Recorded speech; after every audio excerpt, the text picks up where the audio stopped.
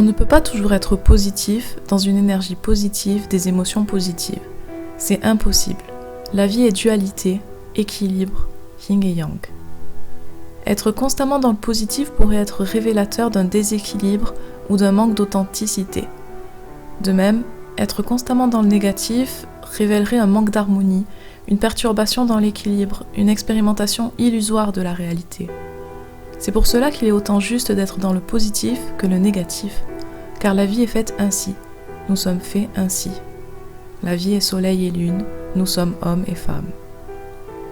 Alors, pour être totalement en accord avec soi-même, dans son authenticité, son équilibre, il semble important d'exprimer son émotion négative au moment opportun, c'est-à-dire lorsqu'elle surgit.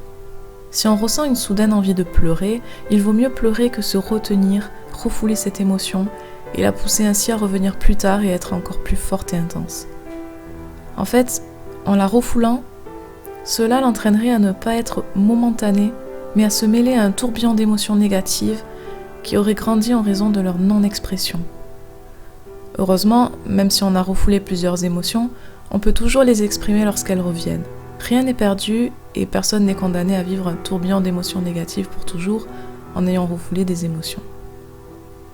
Ainsi, se plonger dans l'émotion négative, l'exprimer pleinement, permet d'éviter le tourbillon d'émotions négatives et donc d'agir pour son plus grand bien.